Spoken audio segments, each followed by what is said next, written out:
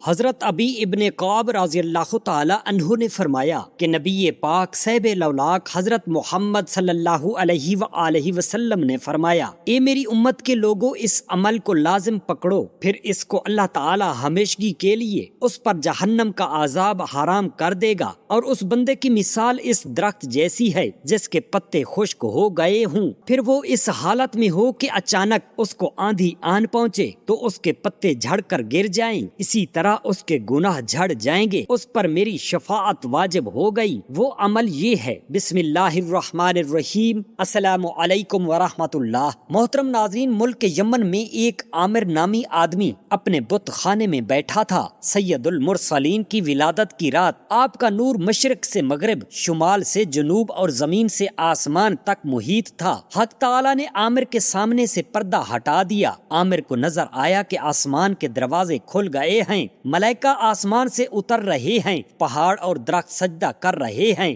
حیران تھا کہ یہ کیا ہو رہا ہے۔ یکا یک عامر کا بت اوندھا گر گیا اور اس بت سے یہ آواز آئی، اس نبی کی ولادت ہو گئی ہے جن کا مدت سے انتظار کیا جا رہا تھا، جن سے درخت اور پتھر کلام کریں گے، جن کے اشارے سے چاند دو ٹکڑے ہو جائے گا۔ یہ سن کر عامر نے اپنی زوجہ سے کہا، تم نے بھی سنا جو میں سنتا ہوں؟ اس نے کہا، ہاں میں نے بھی سنا ہے۔ اس کی بیوی کہنے لگی، اے عامر، ذرا یہ تو پوچھو کہ وہ کہاں پیدا ہوا ہے اور اس کا نام کیا ہے؟ عامر نے پوچھا، اے مبارک حاطف، وہ کہاں پیدا ہوا ہے اور اس کا نام کیا ہے؟ آواز آئی، اس کا نام محمد صلی اللہ علیہ وآلہ وسلم ہے۔ عامر کی ایک لڑکی تھی جو بیمار اپاہج تھی، جس کے ہاتھ پاؤں بیکار تھے۔ نبی کریم صلی اللہ علیہ وآلہ وسلم کی ولادت مبارک کے وقت اس نے بھی ہر طرف نور دیکھا۔ اس نے خدا تعالی کی بارگاہ میں عرض کی، اگر اس نور میں برکت ہے تو مجھے بھی اس کا حصہ ملنا چاہیے۔ خدا تعالی نے فوراً اسے صحت کاملہ اور شفاء عاجلہ سے سرفراز فرما دیا۔ عامر یہ واقعہ دیکھ کر سخت حیران ہوا اور کمر باندھ کر آپ کی زیارت کے لیے مکہ معظمہ آ گیا۔ تلاش کرتے ہوئے حضرت آمنہ رضی اللہ تعالی عنہا کے در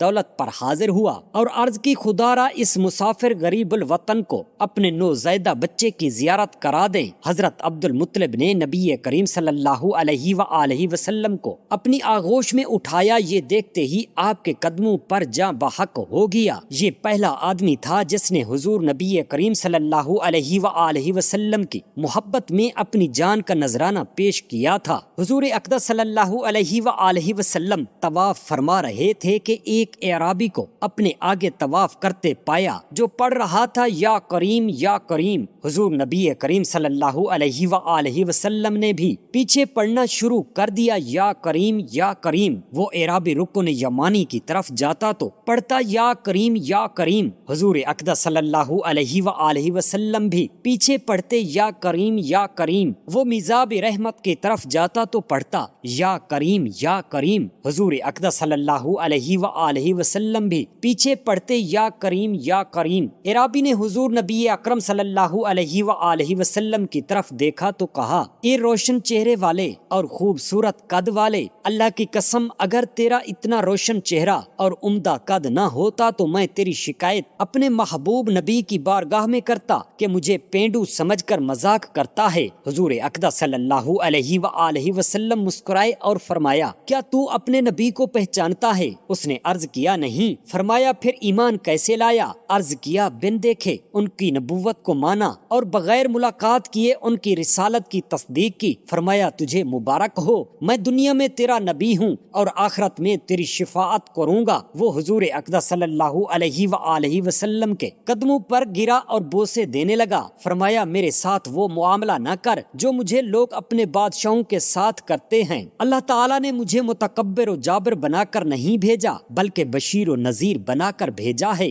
راوی کہتے ہیں کہ اتنے میں حضرت جبرائیل امین علیہ السلام آئے۔ عرض کیا، اللہ تعالیٰ آپ کو سلام فرماتا ہے اور فرماتا ہے، اس اعرابی کو فرما دیں ہم اس کا حساب لیں گے۔ اعرابی نے کہا، یا رسول اللہ، کیا اللہ میرا حساب لے گا؟ فرمایا، ہاں، اگر چاہے گا تو لے گا۔ عرض کیا، اگر وہ میرا حساب لے گا تو میں اس کا حساب لوں گا۔ فرمایا تو کس بات پہ اللہ تعالیٰ کا حساب لے گا؟ اس شخص نے کہا اگر اس نے میرے گناہوں کا حساب لیا تو میں اس کی بخشش کا حساب لوں گا کہ میرے گناہ زیادہ ہیں کہ تیری بخشش۔ اگر اس نے میری نافرمانیوں کا حساب لیا تو میں اس کی معافی کا حساب لوں گا۔ اگر اس نے میرے بخل کا امتحان لیا تو میں اس کے کرم کا حساب لوں گا۔ حضور اقدس صلی اللہ علیہ وآلہ وسلم یہ سن کر اتنا روئے کہ داڑھی مبارک آنسوؤں سے تر ہو گئی۔ پھر حضرت جبرائیل امین علیہ السلام آئے، عرض کیا اللہ سلام کہتا ہے اور فرماتا ہے رونا کم کر دیں، آپ کے رونے کی وجہ سے فرشتوں کو تسبیح و تحلیل بھلا دی ہے۔ اپنے امتی کو کہیں نہ وہ ہمارا حساب لے نہ ہم اس کا حساب لیں گے، اور اس کو خوشخبری سنا دیں یہ جنت میں آپ کا ساتھی ہوگا۔ حضرت انس بن مالک رضی اللہ تعالی عنہ سے مروی ہے، فرماتے ہیں حضور نبی کریم صلی اللہ علیہ وآلہ وسلم نے فرمایا ایک دن میں بیٹھا ہوا تھا، اس دوران حضرت جبرائیل امین علیہ السلام تشریف لائے اور انہوں نے میری پیٹھ پر ہاتھ مارا اور میں اٹھ کر ایک درخت کے پاس گیا جس میں پرندے کے گھونسلے کی مانند دو چیزیں رکھی ہوئی تھیں، ان میں سے ایک میں بیٹھ گیا اور ایک پر حضرت جبرائیل امین علیہ السلام بیٹھ گئے، اور پھر وہ بلند ہونا شروع ہو گئی اور اتنا بلند ہوئی کہ مشرق اور مغرب کو روک لیا، اور اگر میں آسمان کو چھونا چاہتا تو میں اسے ضرور چھو سکتا تھا۔ میں اپنی نگاہ پھیر رہا تھا اور حضرت جبرائیل امین علیہ السلام شام کی طرف دیکھ رہا تھا، وہ ایسے معلوم ہوتے تھے کہ گویا ایک فرش ہے جو ملا ہوا ہے۔ میں نے اللہ تعالیٰ کے متعلق اس کی فضیلت کی وجہ سے پہچانا اور میرے لیے آسمان کا دروازہ کھولا گیا۔ میں نے ایک نور اعظم کو دیکھا اور اس طرف پردہ پڑا ہوا تھا اور جھالر موتی اور یاقوت کی تھی۔ پھر اللہ تعالیٰ نے جو مجھے وحی کرنا چاہی کر دی۔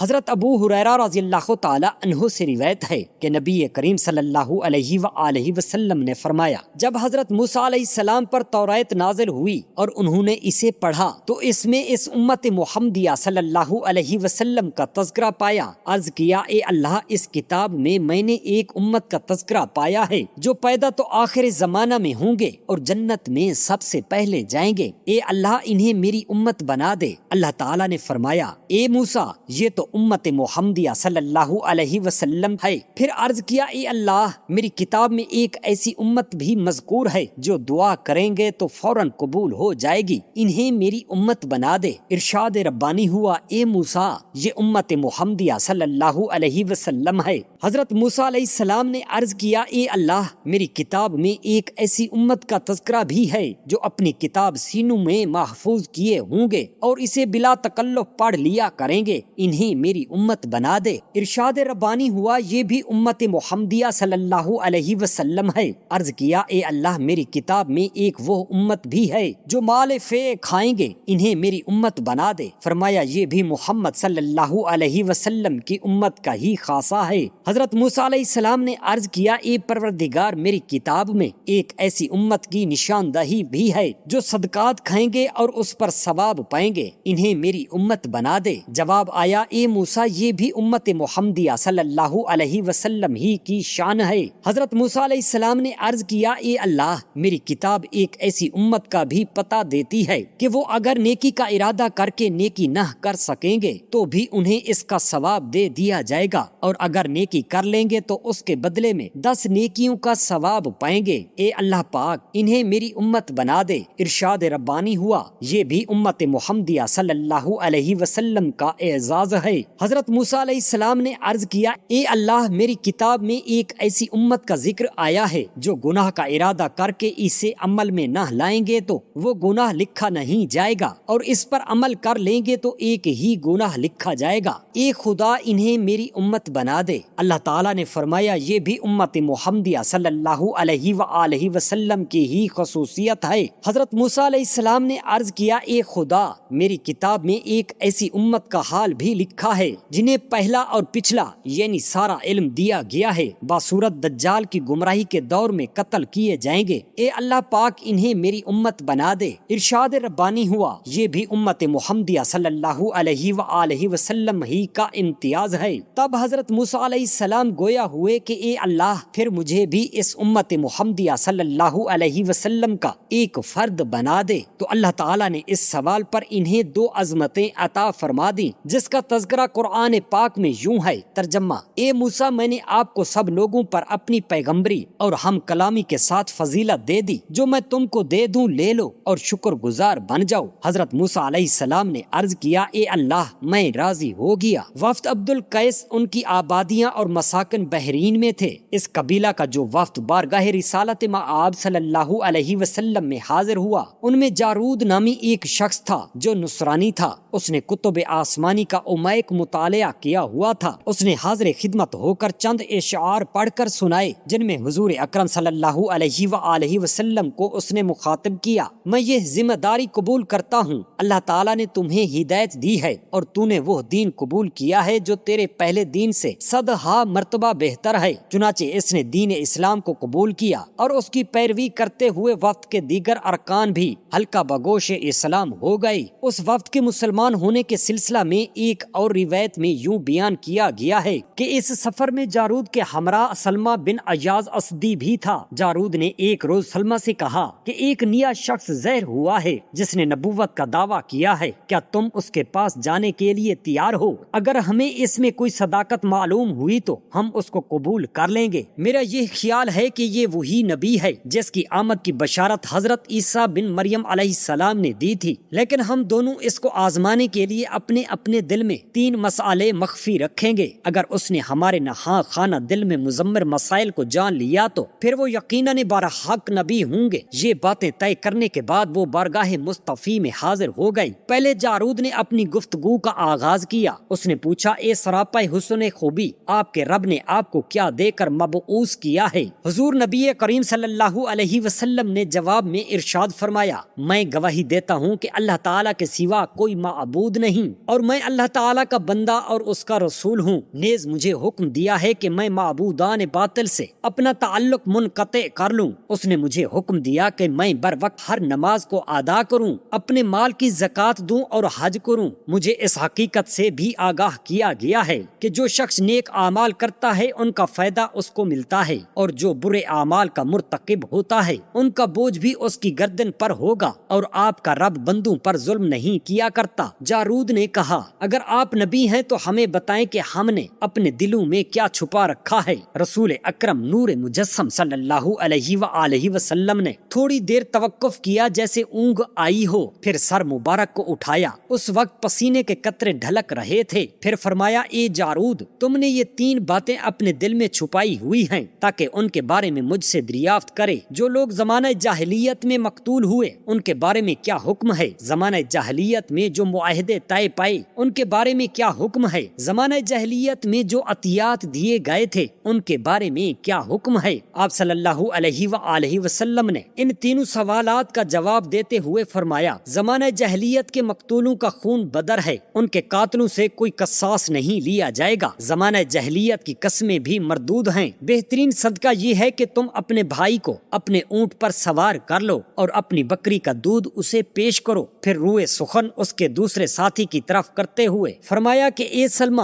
تم نے یہ 3 سوال اپنے دل میں چھپائے ہوئے ہیں۔ نمبر 1، بتوں کی پرستش کا کیا حکم ہے؟ نمبر 2، یوم سباب کی حقیقت کیا ہے؟ نمبر 3، عقل بچین کی حقیقت کیا ہے؟ لو اب اپنے ان سوالات کا جواب گوش ہوش سے سنو۔ بتوں کی پوجا قطعاً حرام ہے، ارشاد الہی ہے۔ تم اور اللہ کے سوا جن بتوں کی تم عبادت کرتے ہو وہ جہنم کا ایندھن ہے اور تم اس میں داخل ہوگے۔ سب کے عوض اللہ تعالیٰ نے تمہیں لیلۃ القدر عطا فرمائی ہے، ارشاد الہی ہے، لیلۃ القدر خیر من 1000 شہر۔ اس کو ماہ رمضان کے آخری عشرہ میں تلاش کرو۔ اللہ تعالیٰ نے تمام اہل ایمان کے خون کو برابر قرار دیا ہے، چھوٹے بڑے امیر و غریب کی کوئی تفریق نہیں۔ ان کے دلوں میں مخفی سوالات سے پردہ اٹھانے کے بعد ان کے تسلی بخش جواب سے جب آگاہ کیا گیا تو انہوں نے از خود رفتہ ہو کر با آواز بلند اعلان کر دیا، اشہد ان لا الہ الا اللہ وحدہ لا شریک لہ وانک عبدہ ورسولہ۔ حضرت ابی ابن کعب رضی اللہ تعالی عنہ نے فرمایا کہ نبی پاک صاحب الاولاق حضرت محمد صلی اللہ علیہ وآلہ وسلم نے فرمایا کہ طریقہ سنت کو لازم پکڑو اور اپنے دل میں خدا بند عالم کا جو یاد کرتا ہو اور اس کی آنکھوں سے آنسو خوف خدا جاری رہتے ہوں، پھر اس کو اللہ تعالی ہمیشگی کے لیے اس پر جہنم کا عذاب حرام کر دے گا۔ اور زمین پر کوئی بھی بندہ جب اپنے دل میں خدا کو یاد کرے تو اس کا رواں رواں یاد الہی سے کھڑا ہو جائے جائے اس بندے کی مثال اس درخت جیسی ہے جس کے پتے خشک ہو گئے ہوں، پھر وہ اس حالت میں ہو کہ اچانک اس کو آندھی آن پہنچے تو اس کے پتے جھڑ کر گر جائیں، اسی طرح اس کے گناہ جھڑ جائیں گے اور اس پر میری شفاعت واجب ہوگی۔ اللہ تعالی ہم سب مسلمانوں پر نرمی والا معاملہ فرمائے، آمین یا رب العالمین۔ جزاک اللہ خیرا کثیرا۔